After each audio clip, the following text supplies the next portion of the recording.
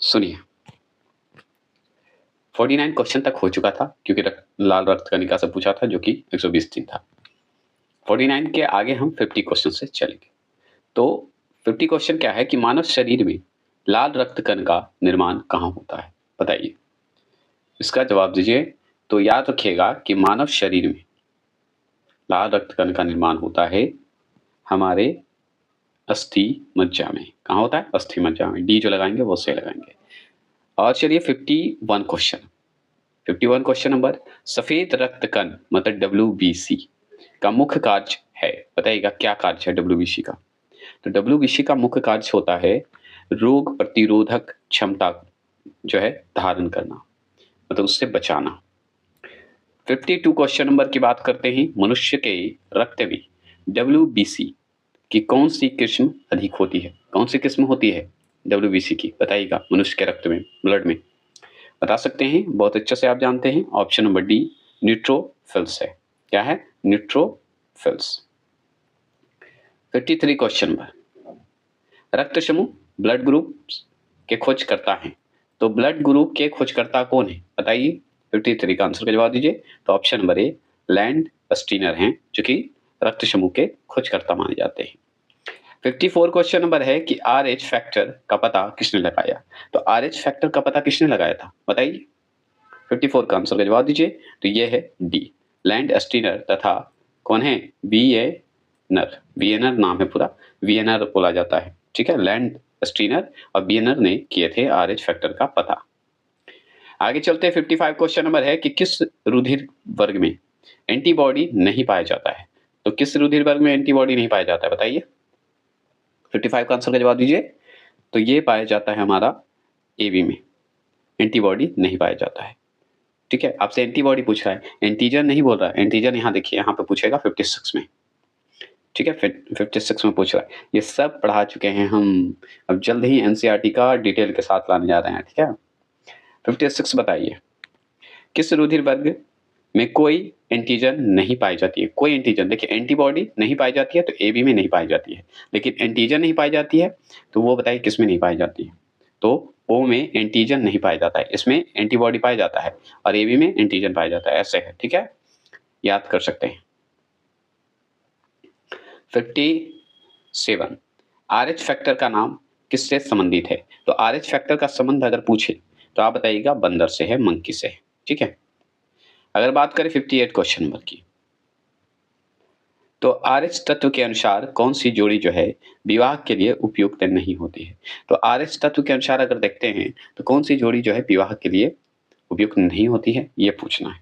तो 58 के जो है बताइए उसका। तो याद रखिए, RH अगर प्लस पुरुष है और RH महिला है तो ये उचित नहीं होती है, ये जरूर ध्यान रखना है। ठीक है, और चलिए 59 क्वेश्चन नंबर, इसमें मैं मॉक टेस्ट करवा रहा हूँ तो कोई ज़्यादा डिटेल नहीं दूंगा, और ज़्यादा डिटेल अगर जिसमें डॉट लगे आप कमेंट बॉक्स में करिएगा, मैं उसका डिटेल करवा दूंगा। और टेलीग्राम पे जो 9 बजे चलता है उसमें सोल्यूशन भी आपको बता दिया जाएगा, आपसे टेंशन ना लेंगे। कौन सा रक्त समूह जो है सर्वग्राही है? सर्वग्राही मतलब ग्रहण करने वाला। कौन सा रक्त है जो कि सिर्फ ग्रहण ही करता है? बताइए। दाता तो नहीं है, सर्वग्राही है। बताइए, ग्रहण करने वाला। 59 का आंसर का जवाब दे दिए होंगे, बहुत इजी क्वेश्चन है। T AB। AB जो है सबसे ले लेता है, देने का नाम नहीं लेता। और 60वां प्रश्न है कि निम्न रक्त वर्ग सर्वत्रीय दाता है। सर्वत्रीय दाता मतलब सर्व, सबको देता है। ये जो है कौन सा ऐसा रक्त है जो कि सबको देता है? तो एक ही आपको दिख रहा होगा, O। क्या?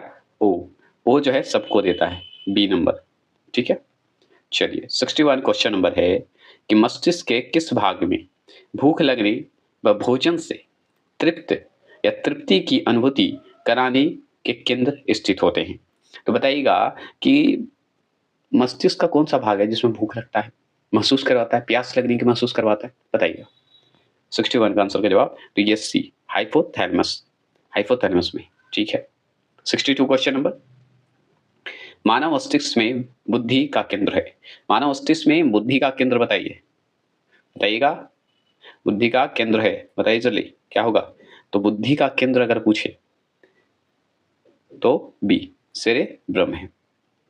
चलिए 63 क्वेश्चन नंबर, मनुष्य के मस्तिष्क का सबसे बड़ा भाग है। तो मनुष्य के मस्तिष्क का सबसे बड़ा भाग कौन सा है? 63 का आंसर का जवाब दीजिए।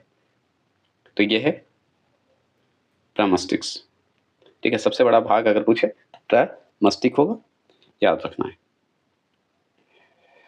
64 क्वेश्चन नंबर है कि तंत्रिका तंत्र के लघुत्तम संरचनात्मक तथा शारीरिक क्रियात्मक इकाई है, तो क्या है इस ऑप्शन के हिसाब से?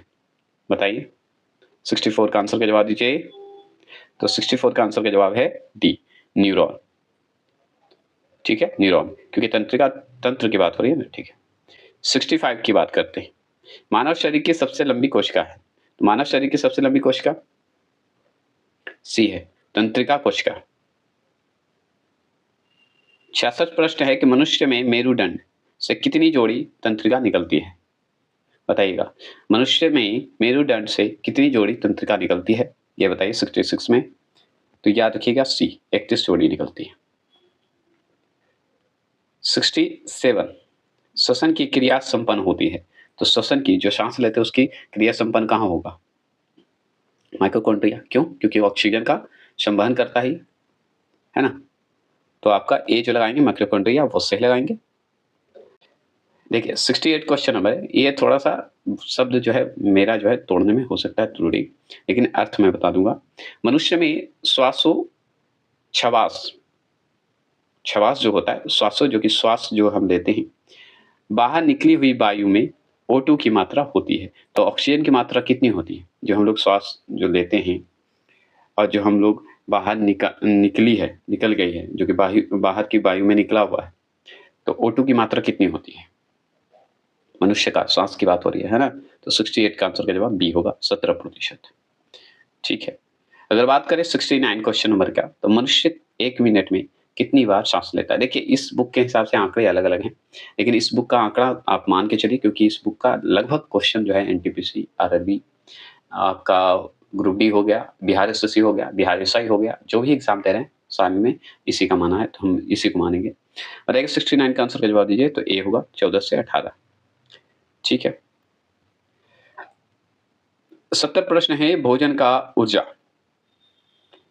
का ऊर्जा में परिवर्तन कोशिका के किस भाग में होता है? बताइएगा, शेल के कौन से भाग में होगा, ये पूछ रहा है आपसे। तो 70 प्रश्न का जवाब देंगे डी, माइटोकॉन्ड्रिया में होगा। 71 प्रश्न की बात करते हैं। हमारी छोड़ी हुई सांस की हवा में CO2 की मात्रा लगभग कितनी होती है? तो CO2 की मात्रा जो है लगभग कितनी होगी बताएंगे? तो ये हो जाएगा ए, 4% हो जाएगा। 72 क्वेश्चन नंबर है, क्रेवस चक्र में जो है किसका संश्लेषण होता है? तो बताइए क्रेवस चक्र में किसका संश्लेषण होगा? 72 का आंसर का जवाब देंगे तो बी होगा, पाइरुविक अम्ल का होता है। किसका होता है? पाइरुविक अम्ल का होता है। 73 क्वेश्चन नंबर है कि अनॉक्सी श्वसन का अंतिम उत्पाद होता है। ठीक है, तो अनॉक्सी श्वसन का अंतिम उत्पाद होता है, तो क्या होता है बताइएगा। तो 73 का आंसर का जवाब दीजिए। तो ये होगा सी, लैक्टिक अम्ल जो है उत्पादित होता है। अगर बात करें 74 का, मानव शरीर में यूरिया का निर्माण कहाँ होता है? मानव शरीर में यूरिया का निर्माण जो है कहाँ होता है, ये बताना है आपको।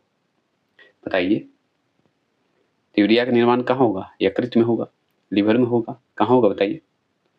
74 का आंसर का जवाब यकृत मतलब लीवर में होगा। ठीक है, 75 क्वेश्चन नंबर की अगर बात करें, तो रक्त की अशुद्धियां है किस अंग में जाकर छनती है? तो किस अंग में जाकर छनेगी बताइए। रक्त की अशुद्धियां जो है किस अंग में जाकर छनती है, ये बताइए 75 का। तो बी होगा, वृक्कों में, किडनी में, गुर्दा में, याद रखिएगा।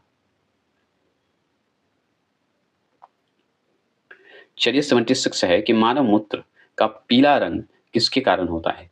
तो मानव मूत्र का पीला रंग अगर मान लीजिए होगा, तो वो होगा यूरोक्रोम के कारण होता है। ठीक है, यूरोक्रोम। 77 नेफ्रॉन किससे संबंधित है? तो नेफ्रॉन जो है हमारा किडनी से संबंधित है, गुर्दा से संबंधित है, वृक्क से संबंधित है। ठीक है, 77 का सी होगा। 78 क्वेश्चन नंबर की बात करते हैं।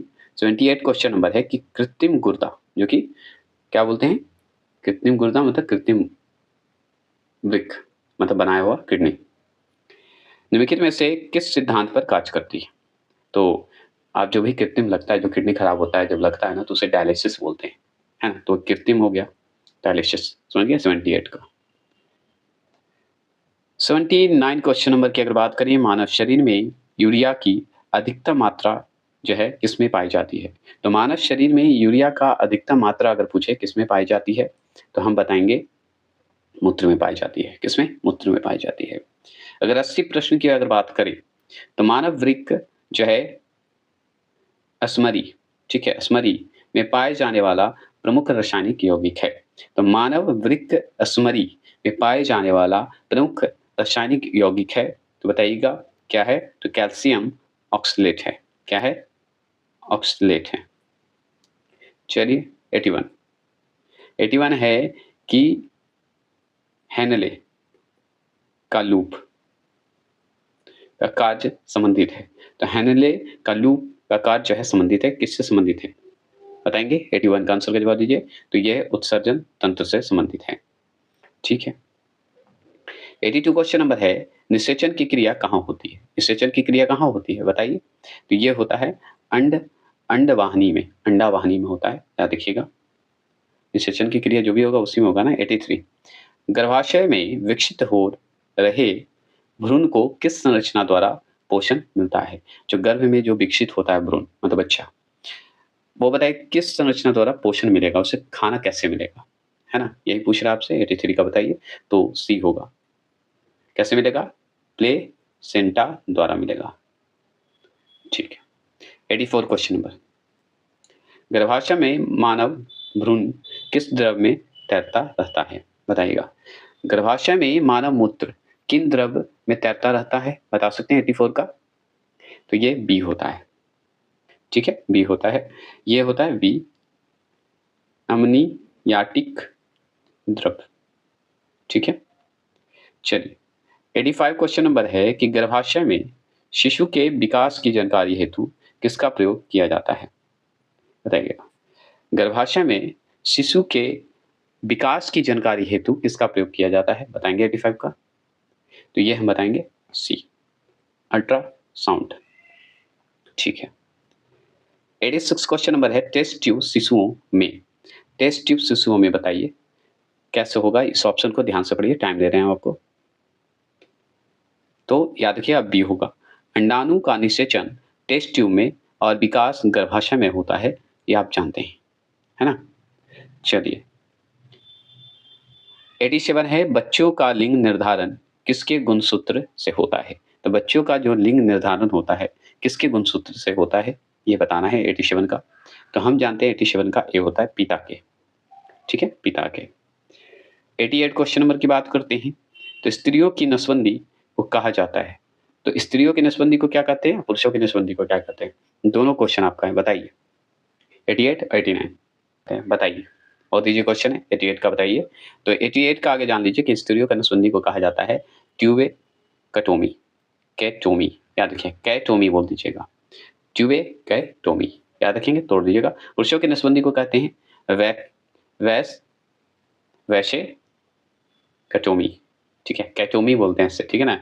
तो वैसे कैटोमी बहुत ईजी है, जैसे आप उच्चारण कर सकते हैं। कई कई शब्द जो है फंस जाता है, अलग अलग होता है ना, क्षेत्रीय भाषा के कारण थोड़ा सा ये शब्द हो जाते हैं, तो ध्यान रखना होगा। हम ध्यान रखेंगे, कोशिश करेंगे। प्रथम प्रखनली शिशु का नाम बताइए, जो कि प्रथम प्रखनली से माध्यम से शिशु हुआ था, उस बच्चे का नाम बताइए। तो उसका नाम था इंदिरा। क्या है? इंदिरा। ठीक है। 91 क्वेश्चन नंबर है कि निम्नलिखित में से मनुष्य जो है, मनुष्य के शरीर में पाई जाने वाली कौन सी ग्रंथि वाहिनी विहीनी, मतलब तो ये हमारा अंतःस्रवी ग्रंथि है। चलिए 92 है, इनमें कौन जो है अंतःस्रवित ग्रंथि नहीं है? तो देखिए अंतःस्रवित ग्रंथि कौन नहीं है, तो आपको बताना है। तो बताइए कौन नहीं है, बताएंगे। तो हम जानते हैं लीवर जो है अंतःस्रवित ग्रंथि नहीं है।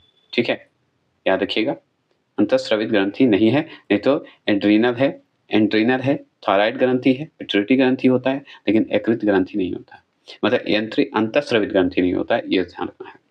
अगर बात करें तो 93 का, मानव शरीर के किस ग्रंथि को मास्टर ग्रंथि कहा जाता है। तो हम जानते हैं पीयूष ग्रंथि को मास्टर ग्रंथि कहा जाता है ना?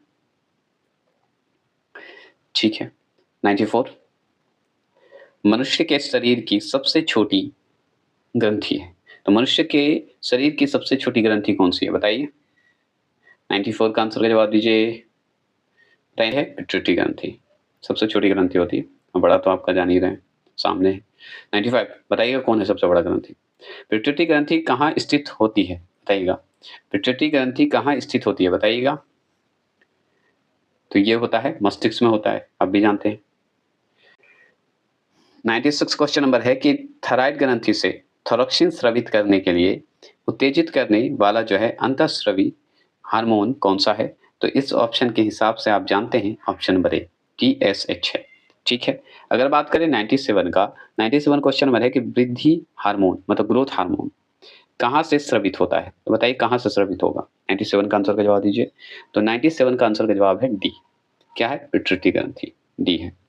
ठीक है। 98 क्वेश्चन नंबर की अगर बात करें तो ऑक्सीटोसिन हार्मोन स्रावित करने वाली ग्रंथि है। तो ऑक्सीटोसिन जो हार्मोन्स है स्रावित करने वाली ग्रंथि है। 98 का आंसर का जवाब देंगे तो ए है पीयूष है।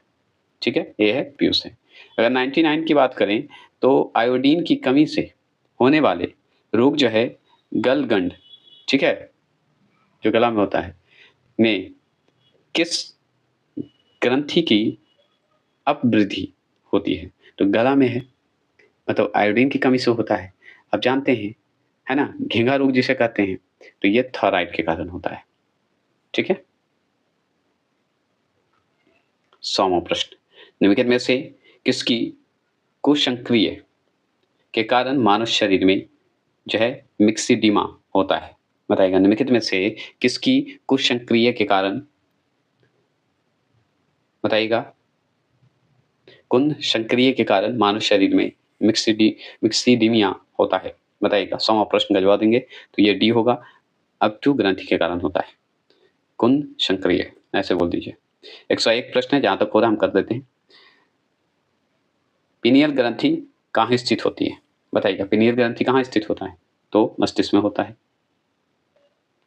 102 प्रश्न है, निम्नलिखित में कौन सी अंतःस्रावित ग्रंथि पीयूष ग्रंथि से स्वतंत्र कार्य कर सकती है? कौन करता है स्वतंत्र रूप से? पीयूष ग्रंथि से स्वतंत्र कार्य कर सकता है, कर सकती है, ये भी बताइए। तो ये हम जानते हैं डी पराबटू। ठीक है, चलिए अब टू पराबटू। 103 प्रश्न, मनुष्य में सबसे बड़ी ग्रंथि कौन सी है? अब जानते हैं। सबसे छोटा जान गए, सबसे बड़ा भी पूछ दिया, जो कि मैंने पूछा था, यकृत, लीवर। ठीक है, 103 का। 104 प्रश्न है, निम्नलिखित में कौन सी ग्रंथि अश्रु स्रावित करती है? मतलब आंसू, आंख से पानी निकलता है, बताइएगा। तो ए कौन सा है? लैक्रीमल। ठीक है, लैक्रीमल। 105 प्रश्न, मादा जनन हार्मोन है, मादा जनन हार्मोन है, मादा जनन बताइए। नर अलग है, मादा अलग है, आप जानते हैं, तो मादा जनन हार्मोन बताइए, बताएंगे। 105 के प्रश्न का जवाब दीजिए। तो ये है हमारा डी, उपरोक्त में से सभी मादा जनन है। एस्ट्रोजेन, प्रोजेस्ट्रॉन, प्रोजेस्ट्रॉन और रिलैक्शन, रिलैक्शन नहीं है, रिलैक्सिन, रिलैक्सिन।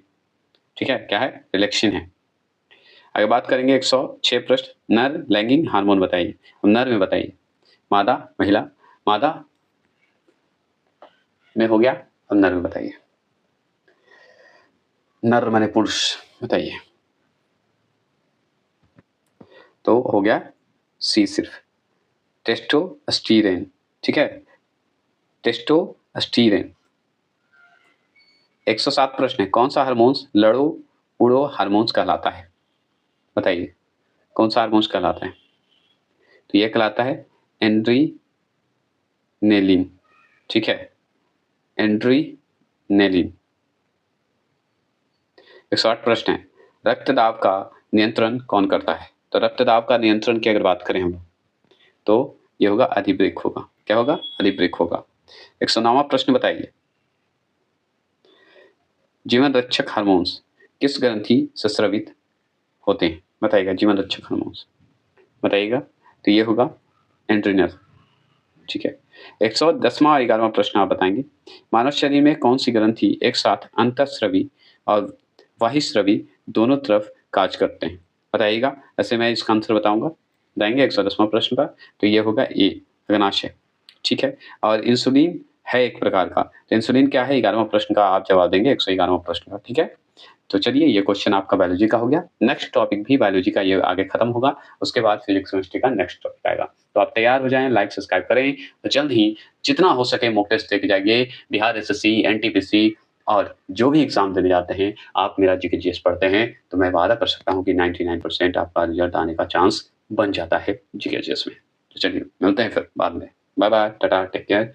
आप हैं तो हम हैं, ये ध्यान रखिएगा और जो भी वीडियो ना मिले, मेरे डिस्क्रिप्शन में लिंक दिया हुआ है, जाके जॉइन कर लें, ठीक है? चलिए।